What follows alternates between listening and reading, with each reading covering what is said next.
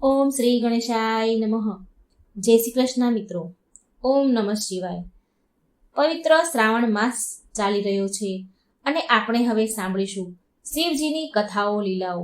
મિત્રો, પૂરો મહિનો શિવજીની કથા અને લીલા હું ભગવાનની મૂકીશ. શિવ પુરાણમાં વર્ણન થયેલી ભગવાનની અલગ અલગ કથાઓ, બહુ બધી કથાઓ શિવજીની છે જે તમે કદાચ સાંભળી હોય કે ન સાંભળી હોય, પણ આ શ્રાવણ મહિનામાં મારી આ ચેનલમાં જોડાયેલા રહેજો અને શિવજીની કથાઓ સાંભળી અને આપણું જીવન ધન્ય બનાવીશું. આપણે ભગવાનની કથાઓ સાંભળવાથી મન પવિત્ર થાય છે, આપણું જીવન મન શુદ્ધ થાય છે અને ભગવાનની કૃપા વરસે છે અને અંત સમયે ભગવાનનું શરણું મળે છે. આપણા જે કંઈ પાપ હોય છે એ બળીને ભસ્મ થાય છે. તો મિત્રો, ચાલો આપણે સાંભળીએ શિવ પુરાણમાં વર્ણન થયેલી શિવજીની કથા. ઓમ નમઃ શિવાય. શિવ શક્તિની જય. મૃત્યુંજાય રુદ્રાય નીલકંઠાય સંભવે આશુતોષાય સર્વાય મહાદેવય તે નમઃ. પ્રિય ભક્તો, આજે આપણે સાંભળીશું દુઃખ દરિદ્રનો નાશ કરવાવાળી ભોળાનાથની કથા. આ કથા શિવ પુરાણમાં વર્ણન છે. શિવ પુરાણમાં કહેવાયું છે કે જે પણ ભક્તો આ કથાને શાંત મનથી ભક્તિભાવથી સાંભળે છે તો તેની જન્મોની દરિદ્રતા સમાપ્ત થઈ જાય છે. દરિદ્ર ધનવાન થઈ જાય છે, રોગી બીમાર રોગ મુક્ત થઈ જાય છે, ભાગ્યના દ્વાર ખુલે છે અને શિવલિંગ પર જળ ચડાવવાથી ક્યાં ફળની પ્રાપ્તિ થાય છે. અને શિવજી માતા પાર્વતીની કલ્યાણકારી આ કથા છે. જો તમને આ કથા પૂરા અંત સુધી તમે સાંભળી લીધી તો સાચું માનો તમે કે તમારી બધી મુશ્કેલીઓ પરેશાનીઓનો હલ ભગવાનના પ્રત્યેક શ્રદ્ધા અને ભક્તિભાવથી 100 ગણી વધારે વધી જશે. બધી જ પરેશાનીઓનો તમને હલ મળી જશે. તો આ કથાને પૂરા મનથી સાંભળજો. કથાને સાંભળવાથી પૂરો લાભ મળે છે અને અધૂરી કથા સાંભળવાથી ભગવાનનું અપમાન થાય છે. સાથે આ વિડીયોને એક લાઈક કરી ઓમ નમઃ શિવાય ની જય જયકાર જરૂર કરી દેજો. શિવ પુરાણ અનુસાર એક ગામમાં એક ગરીબ બ્રાહ્મણ, તેની પત્ની અને તેના પુત્ર સાથે રહે છે. તેના પુત્રનું નામ છે સોમદત્ત. તે ગરીબ વૃદ્ધ બ્રાહ્મણ નિત્ય શિવજીને જળ ચડાવતા હતા, જળથી અભિષેક કરતા હતા અને તેની પત્ની બ્રાહ્મણને આ બધું કરે તો એને બિલકુલ પસંદ ન હતું. શિવજીની જે પૂજા પાઠ કરે આ બધું જોઈને એને બિલકુલ ગમતું ન હતું. આમ તો બ્રાહ્મણી પહેલા તો બહુ પૂજા પાઠ કરતી હતી, વ્રત ઉપવાસ બધું જ કરતી હતી. આટલું બધું કરવા છતાં પણ તેની ગરીબી દૂર થતી ન હતી. જ્યારે બ્રાહ્મણ જુવાન હતો તો ક્યાંક કથાઓ કહીને, પૂજા પાઠ કરીને દક્ષિણા લાવે અને એનાથી એના ઘરનું ગુજરાન ચાલે. છતાં પણ બ્રાહ્મણીએ આશા સાથે પૂજા પાઠ કરે કે ક્યારેક તો તેની ગરીબી દૂર થશે ને, પરંતુ તેની ગરીબી દૂર થઈ નહીં. હવે તો બ્રાહ્મણ વૃદ્ધ થઈ ગયા. તેની અંદર એટલી શક્તિ ન હતી કે તે ક્યાંય ગામે ગામ જઈને કથા કહે, પૂજા પાઠ કરવા જાય અને કમાય, એટલી એનામાં શક્તિ ન હતી. તે હવે બીમાર રહેવા લાગ્યા છે. ઘરમાં તો કમાવા વાળું કોઈ હતું નહીં. બ્રાહ્મણનો દીકરો સોમદત્ત ગુરુકુળમાં ભણે છે. હવે તો બ્રાહ્મણના ઘરમાં ખાવાના પણ ફાફા પડી ગયા. તો તેણે ગુસ્સામાં પૂજા પાઠ કરવાનું બ્રાહ્મણીએ છોડી દીધું હતું અને બ્રાહ્મણને પણ પૂજા પાઠ કરવાનું ના કહે અને કહે કે ભોળાનાથ અને અન્ય દેવી દેવતાઓની પૂજા કરતા કરતા ઘટપણ આવી ગયું, પણ ભગવાને આપણી ગરીબી દૂર ન કરી. આવો એને ક્રોધ આવ્યો એટલે એને ભગવાનની પૂજા પાઠ બંધ કરી દીધા બ્રાહ્મણીએ. હવે તો ઉપરથી એક અન્નના દાણા માટે તરસી ગયા છીએ, ફાફા પડી ગયા છે અન્નના, ખાવાના, અને મારી તો મતિ જ ફરી ગઈ હતી કે મેં દિવસ રાત ઉપવાસ વ્રત કર્યા, જપ તપ કર્યા અને મારું શરીર મેં સુકાવી નાખ્યું. હવે શું આપશે તમારો શિવજી, જે તમે શિવલિંગ પર જળ ચડાવી રહ્યા છો, કાયમ ભક્તિ કરી રહ્યા છો? પ્રિય ભક્તો, બ્રાહ્મણીની વાત સાંભળીને બ્રાહ્મણ કંઈ કહે નહીં. આટલું બધું ભગવાન વિશે બોલે પણ બ્રાહ્મણ કંઈ બોલે નહીં. તેને તો તેના આરાધ્ય ભોળાનાથ પર વિશ્વાસ હતો. હવે તો બ્રાહ્મણનો પુત્ર તેની શિક્ષા પૂરી કરીને ગુરુકુળથી પાછો તેના ઘરે આવી ગયો અને તેની માતા પિતાની સેવા કરવા લાગ્યો. એક દિવસની વાત છે. સોમદત્ત શિવ મંદિરમાં પૂજા પાઠ કરી શિવ મંદિરમાં શિવ ભક્તોને શિવ કથા સંભળાવી રહ્યો હતો. સોમદત્ત કહેતો હતો, એ સમયે કથા સાંભળવામાં આવ્યું હતું. એવું કહે છે સોમદત્ત કે જે ભક્ત ભગવાનની કથા સાંભળે છે તેના મનમાં જે કંઈ ઈચ્છા રહે છે તે બધી જ ભોળાનાથ પૂરી કરે છે. મનોકામના બધી ભોળાનાથ પૂરી કરે છે. પ્રિય ભક્તો, સોમદત્તની આ બધી વાત મંદિરમાં પૂજા કરવા આવેલા તે રાજ્યના રાજાએ સાંભળી લીધી અને એને આ વાત બહુ સારી લાગી, બહુ ગમી અને તેણે સોમદત્તને તેની રાજકુમારીને કથા સંભળાવવા માટે નોકરી પર રાખી લીધો. હવે સોમદત્ત રોજ રાજાની છોકરીને કથા સંભળાવવા જાય છે. ત્યાં દક્ષિણામાં જે કાંઈ મળે એનાથી તેના પરિવારનું પાલન પોષણ કરવા લાગ્યો. આમ છતાં પણ બ્રાહ્મણે ખુશ ન હતી કે સોમદત્તની માતા ખુશ ન હતી. તેણે કહ્યું કે મને મારા દીકરાના ભવિષ્યની ચિંતા છે. આપણું જીવન તો જેમ તેમ કરીને ગમે તેમ કરીને પૂરું થઈ ગયું, પણ મારા પુત્રનું જીવન હજી બાકી છે. આપણા મર્યા પછી તેનું શું થશે? આપણી ભક્તિ પૂજા પાઠનું ફળ લાગે છે ક્યારેય નહીં મળે. શું ભોળાનાથને મારું દુઃખ દેખાતું નહીં હોય? મારો પુત્ર રાજાના ઘરે જે પણ લઈને આવે છે એમાંથી આપણા ઘરનું ગુજરાન તો ચાલી જાય છે, એનાથી આપણા પૂરા પરિવારનું પેટ પણ ભરાઈ જાય છે, પણ બીજી આવશ્યકતાઓ, જરૂરિયાતો કેવી રીતે પૂરી થશે? ઈશ્વરે તેની આંખો કેમ બંધ કરી રાખી છે? શું મારા પુત્રને પણ આપણી જેમ ગરીબીમાં જ જીવવું પડશે જીવન? આવું એ બ્રાહ્મણને કહી રહી છે. પ્રિય ભક્તો, બ્રાહ્મણ અને બ્રાહ્મણની આ કરુણ પોકાર જ્યારે માતા પાર્વતીએ સાંભળી તો તેણે શિવજીને કહ્યું કે હે દેવ, હે મહેશ્વર, તમે સર્વજ્ઞ છો. તમે કેમ આ બંનેની પરીક્ષા લઈ રહ્યા છો? બ્રાહ્મણ તમારા પરમ ભક્ત છે. હવે તમે એના દુઃખ તો દૂર કરો, તેના દુઃખનો નાશ કરો. પ્રભુ, નહીં તો કોઈ પણ બ્રાહ્મણ તમારી પૂજા પાઠ કરવાનું બંધ ન કરી દે ક્યાંક. એના મનમાં તમારા પ્રત્યે વિશ્વાસ સમાપ્ત ન થઈ જાય ક્યાંક.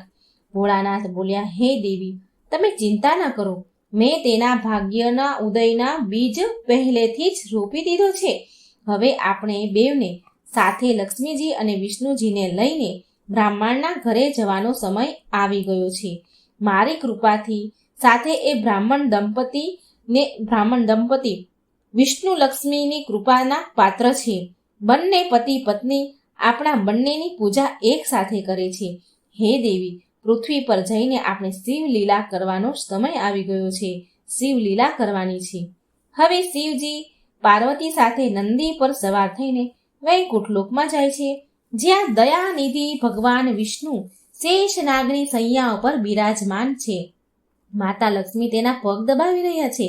ત્યારે શિવજીએ ભગવાન વિષ્ણુને પૃથ્વી પર જવાનું કહ્યું તો વિષ્ણુ ભગવાન બોલ્યા, હે દેવી લક્ષ્મી, ચાલો આપણા ભક્તના ઘરે જવાનો સમય આવી ગયો છે. હવે ચારેય દેવી દેવતા સાધુનું વેશ ધારણ કરે છે. પૃથ્વી લોક પર બ્રાહ્મણના ઘરે પહોંચીને અલખ જગાવી અને બોલ્યા, અલખ નિરંજન, અલખ નિરંજન, ઘરમાંથી કોઈ હોય તો બહાર આવો. એટલે ઘરમાંથી એક વૃદ્ધ બ્રાહ્મણ બહાર આવ્યા, સોમદત્તના જે પિતા હતા તે, અને એણે પ્રણામ કર્યા સાધુને.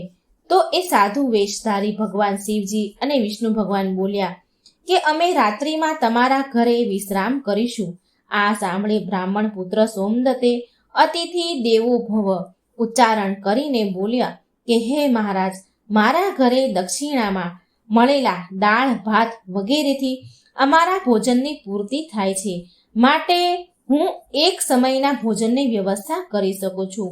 તો સાધુઓએ એને એક વાસણ આપ્યું અને કહ્યું કે એ દાળ ભાત આ વાસણમાં બનાવજો, તો આપણા બધાનું જ 2 સમયનું ભોજન બની જશે. હવે આ પ્રકારે એ વાસણમાં ભોજન બનાવવાથી બંને સમયનું ભોજનની પૂર્તિ થઈ જતી હતી. બીજા દિવસે પ્રાતઃકાળે વહેલી સવારે સોમદત્ત જવા લાગ્યો તો સાધુરૂપી ભગવાન શિવ કહે છે, હે પુત્ર, તું ક્યાં જઈ રહ્યો છે? એટલે એને સોમદત્તે કહ્યું કે હે સાધુ મહારાજ, હું રાજાની છોકરી, રાજાની જે પુત્રી છે રાજકુમારી, એને કથા સંભળાવવા જઈ રહ્યો છું. તો સાધુ બોલ્યા કે તું કથા સંભળાવ્યા બાદ રાજાની છોકરીને પૂછજે કે તું કઈ અભિલાષાની આશાની પૂર્તિ માટે આ કથા સાંભળી રહી છે. હવે સોમદત્ત રાજકુમારીને કથા સંભળાવવા જાય છે અને કથા સંભળાવ્યા પછી એણે પ્રશ્ન પૂછ્યો રાજકુમારીને કે તું કઈ અભિલાષાની પૂર્તિ માટે, કઈ મનોકામનાની પૂર્તિ માટે આ કથા સાંભળે છે?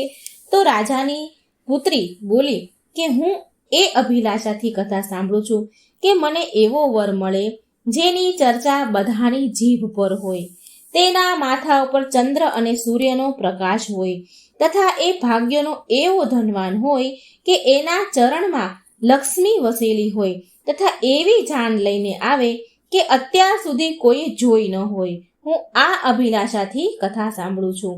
મારી આ મનોકામના છે. પ્રિય ભક્તો, હવે પાછા ઘરે આવીને સોમદત્તે રાજકુમારીની બધી જ વાત સાધુને કહી. હવે જુઓ, બીજા દિવસે જ્યારે એ પ્રાતઃકાળે સવારે સોમદત્ત બીજા દિવસે સવારે કથા સંભળાવા જાય છે તો સાધુ બોલ્યા. શિવજી રૂપમાં સાધુ બોલે છે કે બેટા, આજે ફરી એ પ્રશ્ન રાજકુમારીને પૂછજે, અને જો ફરી કાલવાળી વાત તને કહે તો એવું કહેજે કે જેવો પતિ તને જોઈએ છે ને એવો તો માત્ર હું એક જ છું. આવું કહીને ભાગીને દોડીને આવતો રહેજે. આ સાંભળીને સોમદત્ત બોલ્યો, હે સાધુ મહારાજ, ક્યાં હું એક ગરીબ બ્રાહ્મણ જેનું ઘર એની દીધેલી દક્ષિણામાંથી ચાલે છે, અને ક્યાં એ રાજાની પુત્રી. રાજા મને તો મારી જ નાખશે અને મને ને મારા પરિવારને મૃત્યુદંડ આપીને મૃત્યુને ઘાટ ઉતારશે. માટે હું આવું નહીં કરું. સાધુ બોલ્યા, ઠીક છે, અમે હમણાં જ તમને બધાને અને તારા પરિવાર સહિત શ્રાપથી બધાને ભસ્મ કરી દઈશું. સોમદત્ત તો પહેલેથી જ તેના ચમત્કારથી ડરેલો હતો. જે એને સાધુએ પાત્ર આપ્યું હતું એમાં ચમત્કારથી બંને ટાઈમનું ભોજન થઈ જતું હતું, એટલે એ તો પહેલેથી જ ડરી ગયેલો હતો. અને ઉપરથી આવો શ્રાપ આપીને ભસ્મ કરવાની વાત કરી એટલે સોમદત્ત તો વધારે ડરી ગયો. તેણે વિચાર્યું કે રાજા તો પછી મૃત્યુદંડ આપશે, આ સાધુ મહારાજ તો હમણાં જ તેના શ્રાપથી અમને ભસ્મ કરી દેશે. માટે સાધુને આશ્વાસન આપીને સોમદત્ત કથા સંભળાવવા માટે ચાલ્યો ગયો. કથા પૂરી થયા પછી સોમદત્ત કહે છે રાજકુમારીને કે કાલે તમે જે બતાવ્યું હતું એ અનુસાર જેવો વર તમને જોઈએ છે એવો વર તો માત્ર હું જ છું. આટલું કહીને સોમદત્ત એક ક્ષણમાં ફટાફટ ત્યાંથી ભાગીને દોડીને ઘેર આવી ગયો. રાજાની પુત્રીને તો એકદમ આઘાત પહોંચી ગયો. એની આંખો ફાટી રહી. એકદમ ધક્કો વાગ્યો એને. તેણે દાસી દ્વારા તેના પિતાને બોલાવીને બધી વાત કરી. રાજાએ આશ્વાસન આપ્યું કે એ દંડને પાત્ર છે. બ્રાહ્મણને એના આ કરવાની સજા જરૂર મળશે. રાજાએ તેના મંત્રી સાથે ચર્ચા વિચારણા કર્યા તો એક વરિષ્ઠ મંત્રી બોલ્યા, સોમદત્તે અપરાધ તો ફાંસી દેવા જેવો કર્યો છે, પરંતુ એક બ્રાહ્મણ છે, તેને ફાંસી આપવાથી એક બ્રાહ્મણ હત્યાનું પાપ લાગશે. કંઈક એવું કરીએ કે તેને દંડ પણ મળે અને બ્રહ્મ હત્યાનું પાપ પણ ન લાગે. પ્રિય ભક્તો, ઘણો વિચાર વિમર્શ કર્યા મંત્રીઓએ, બધા વિદ્વાનોએ ઘણા વિચાર વિમર્શ કરી અને પછી નક્કી કર્યું કે લગ્નનું નિમંત્રણ પત્ર અમુક શરતો સાથે મોકલવામાં આવ્યું. રાજાએ શરતોવાળું નિમંત્રણ પત્ર લખીને તેના નોકર સાથે, એના સૈનિક હોય જે દરબારના, એની સાથે સોમદત્તને ત્યાં ઘરે મોકલાવ્યું. હવે આ બાજુ સોમદત્તે ઘરે પહોંચીને સાધુને કહ્યું કે તમારા કહ્યા અનુસાર રાજકુમારીને મેં કહ્યું તો ખરી. રાજકુમારી તો બહુ ક્રોધી થઈ. મેં તમે કીધું ને એવું બધું જ કીધું, પણ એ તો ખૂબ ગુસ્સે થઈ. હવે જલ્દી જ ફાંસીનો સંદેશ પહોંચવાનો જ હશે. એટલી વારમાં થોડી વાર થઈ તો નોકર નિમંત્રણ પત્ર લઈને પહોંચી ગયો સોમદત્તના ઘરે. સાધુઓએ એ નિમંત્રણ પત્ર જે નોકર લઈને આવ્યો હતો એને સન્માન સહિત બેસાડીને આસન આપ્યું. સોમદત્તને નિમંત્રણ પત્ર સંભળાવવા કહ્યું. તો પત્ર આ પ્રકારે હતો. રાજાએ એવી શરત મૂકી હતી કે હે બ્રાહ્મણ પુત્ર, અમને તારો લગ્નનો પ્રસ્તાવ મંજૂર છે, પરંતુ સાથે સાથે અમારી શરતો પણ છે કે અમારી બધી જ શરતો પૂરી કર્યા પછી અમે અમારી કન્યાના વિવાહ તારી સાથે કરી દઈશું. જો શરત પૂરી નહીં થાય તો તને અને તારા પરિવાર સહિત ફાંસી દેવામાં આવશે. અને શરતો આ પ્રમાણે છે.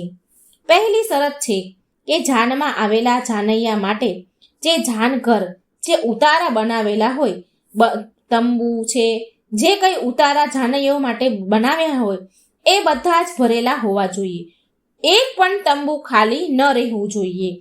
અને બીજી શરત છે કે જાનવાળા માટે આર્થિક સત્કાર માટે બધી જ જે ખાદ્ય સામગ્રી, જે રસોઈ બનાવી હોય એનો ઉપયોગ પૂરેપૂરો થઈ જવો જોઈએ. જરા પણ રસોઈ બાકી ન રહેવી જોઈએ. અને ત્રીજી શરત એ છે કે એવી અદ્ભુત જાન આવી જોઈએ કે જેની પ્રશંસા બધા વ્યક્તિના જીભ પર હોય. જાન આવવા બાદ જો કોઈ પણ શરત અધૂરી હશે તો જાનમાં આવનારા બધા જ લોકોને ફાંસી આપવામાં આવશે. પત્ર વાંચીને તો સોમદત્ત ડરીને ધ્રુજવા લાગ્યો.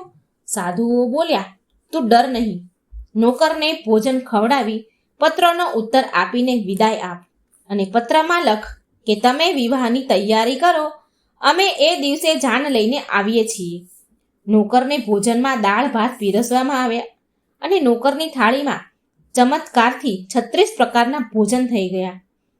વિદાય કરતા સાધુઓએ શિવજી બનેલા જે સાધુ હતા, જે ભોળાનાથ હતા અને વિષ્ણુ ભગવાન હતા, તેણે મુઠ્ઠી ભરી ધૂણીની રાખ આપી પત્રમાં જવાબ લખીને વિદાય કર્યું. બહાર આવીને નોકરે જોયું તો તે રાખ નહીં પણ હીરા મોતી છે. એ તો બહુ ખુશ થઈ ગયો. રાજાએ સકારાત્મક જવાબ સાંભળીને વિચાર કરે છે કે એ ગરીબ બ્રાહ્મણ કોના ભરોસે આવું કરી રહ્યો છે? શું કોઈ દુશ્મન રાજા તેનો સાથ આપી રહ્યો છે? આ વિચારીને રાજાએ શહેરના તમામ બારાત ઘર, એટલે કે જાનના ઉતારા હોય, જાનૈયાના ઘર, તંબુઓ, ઘર બધું જ બનાવ્યું. શહેરના તમામ ઉતારાઓ બનાવડાયા, બારાત ઘર બનાવ્યા, શણગારી દીધા અને અનેક તંબુ, અસંખ્ય તંબુ તાણી દીધા. કેમ કે રાજાને વિશ્વાસ હતો કે વધારે જાનૈયાઓ, બારાતીઓ નહીં આવે અને એની શરત તૂટી જશે, શરત હારી જશે. આટલા બધા તંબુ અને બારાત ઘર તો કેવી રીતે ભરાય? શહેરના તમામ ઘર એને તૈયાર શણગારી દીધા.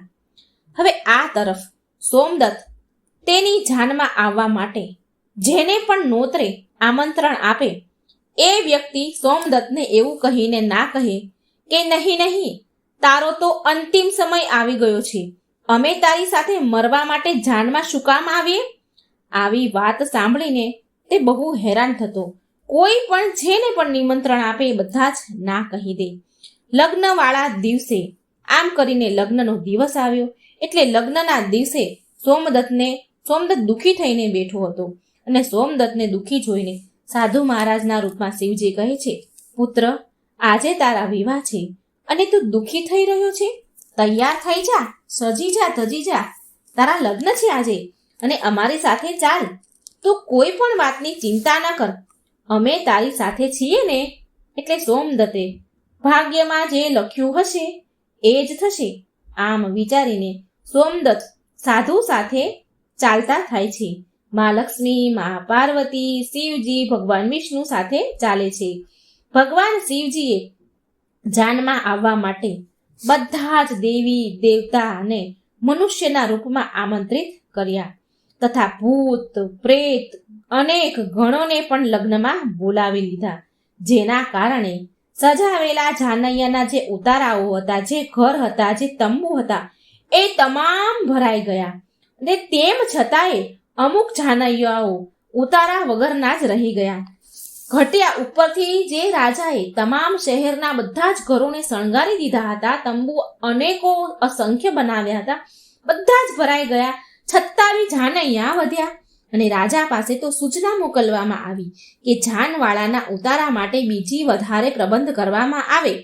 સૂચના મળવાથી રાજાએ વિચાર કર્યો કે ક્યાંથી આટલા જાનૈયા આવી ગયા, મારે જઈને જોવું જોઈએ. રાજા તો ઉતાવળે ત્યાં પહોંચ્યા.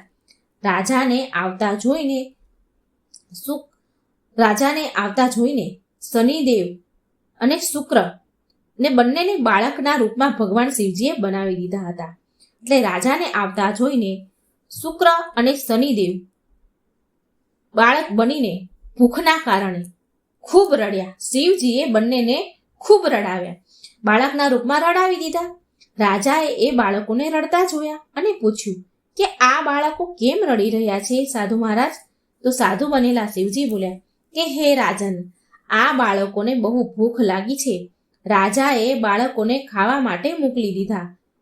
થોડા સમય પછી રાજાના કર્મચારીઓ જે રસોઈ ઘરમાં કામ કરતા હોય એ દોડતા દોડતા આવીને કહે છે કે મહારાજ, રાજા મહારાજ, આ બાળકો તો બધું જ ભોજન ખાઈ ગયા. જેટલી પણ રસોઈ આ જાનૈયાઓ માટે, આ જાન માટે તૈયાર કરી હતી, આ બે બાળક બધું જ ખાઈ ગયા અને હજી પણ ભૂખ ભૂખ કરીને બૂમો પાડી રહ્યા છે, રડી રહ્યા છે. આ સાંભળીને રાજા તો બહુ હેરાન થઈ ગયો.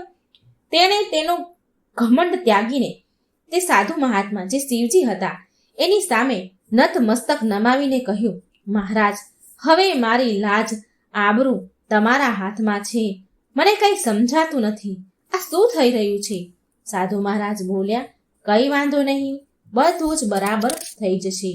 તું ઘરે જઈને જાનના આગમનની સ્વાગતની તૈયારી કરો. રાજાએ શહેરને બહુ સુંદર રીતે શણગાર્યું. બધી જ જગ્યાએ ફૂલો, ઝાલરો, બહુ સરસ હીરા, મોતી, બધી જ રીતે આખું શહેર દુલ્હનની જેમ શણગારી દીધું. સોમદત્ત પણ વરરાજાના વસ્ત્રમાં એક રાજકુમારની જેમ સુંદર દેખાઈ રહ્યા હતા. સાંજના સમયે તેને એક સુંદર રથમાં બેસાડવામાં આવ્યા. રથની આગળ અનેક પ્રકારના બેન્ડ બાજા, નગારાવાળાઓ નાચી રહ્યા હતા. વરરાજાના મસ્તક પર ચંદ્ર અને સૂર્ય સજી રહ્યા હતા. ચંદ્ર અને સૂર્ય એના નતમસ્તક પર હતા. જાનૈયાઓ હાથમાં મુદ્રાઓ લઈને, પૈસા, સોના ચાંદીની મુદ્રાઓ લઈને એકબીજા ઉપર ઉછાળી રહ્યા હતા. ખૂબ પૈસા ઉછાળી રહ્યા હતા. જાનનું આવું અદ્ભુત દ્રશ્ય જોઈને લોકો આપસમાં એકબીજા સાથે વાતો કરવા લાગ્યા કે આ બ્રાહ્મણના ભાગ્ય તો જુઓ, આના મસ્તક પર સૂરજ અને ચાંદ છે અને ચારેય તરફ ધન લક્ષ્મી ઉડાડવામાં આવી રહી છે, સોનાની મુદ્રાઓ ઉડાડવામાં આવી રહી છે. માનો કે કોઈ મોટા રાજાની જાન નીકળી છે. આવી જાન તો અમે અમારા જીવનમાં ક્યારેય નથી જોઈ. આવું બધા અને ના તો ક્યારે આવી જાન જોવા મળશે. એવી આશા છે કે આ ભાગ્યનો મોટો ધનવાન છે એવું લાગે છે. પ્રજાની આવી વાત સાંભળી માતા પાર્વતી બોલ્યા શિવજીને કે હે સ્વામી, તમે જેના પર કૃપા કરો છો એના માટે અન્નધનના ભંડાર ખોલી દો છો. ભગવાન ભોળાનાથ કહે છે, હે પાર્વતીજી, જે ભક્ત મારી પૂરી શ્રદ્ધા ભક્તિથી પૂજા કરે છે, હું એને એની પૂજાનું ફળ જરૂર આપું છું. એને દુઃખ ત્યાં સુધી જ વેઠવું પડે છે જ્યાં સુધી તેના પાપ કર્મ પૂરા ન થઈ જાય. પુણ્ય કર્મ જેવા ઉદય થાય છે એવા જ તેના ભાગ્યના દરવાજા ખુલી જાય છે. અને જે ભક્ત ભગવાનની કથા સાંભળે છે તેને પણ રાજકુમારીને જેમ ફળ મળ્યું છે એવી રીતે ફળ મળે છે. રાજકુમારીએ રોજ ભગવાનની કથા સાંભળી અને તેના મનમાં જે કંઈ મનોકામના હતી એ એને પૂરી થઈ, એ એને મળ્યું. આ તો ભોળાનાથ માં પાર્વતી, વિષ્ણુ ભગવાન અને માં લક્ષ્મીનો મહિમા હતો, જેના કારણે બ્રાહ્મણ ધનવાન બન્યા. એની ઝૂંપડી પણ મહેલમાં પરિવર્તન થઈ ગઈ, સુંદર મહેલ બની ગયો. તેના ઘરમાં નોકર, ચાકર, ધનની કોઈ કમી ન રહી. અપાર ધન દોલત ઘર ભરેલું હતું. અને બ્રાહ્મણે પણ ભગવાનની પૂજા અર્ચના શરૂ કરી દીધી. બ્રાહ્મણ અને બ્રાહ્મણી બંને પૂજા પાઠ કરે છે શિવજીના, અને ખૂબ દાન દક્ષિણા આવવાની શરૂ થઈ ગઈ અને રોજ ભગવાનની કથા સાંભળતા હતા. બ્રાહ્મણી પણ હવે ભગવાનની કથા રોજ સાંભળે છે.